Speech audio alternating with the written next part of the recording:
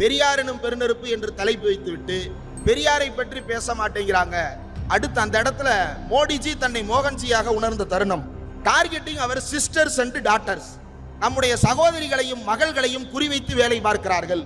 அப்போ ஹிட்லர் கொண்டு வந்த யூத விரோத சட்டங்களும் மோடி அரசு கொண்டு வந்திருக்கின்ற தேர்தல் ஆணைய சட்டங்களும் சுதந்திர தினத்தில் இந்த மோடி பேசிய பேச்சும் ஒரே திசையில் பயணிக்கின்றன.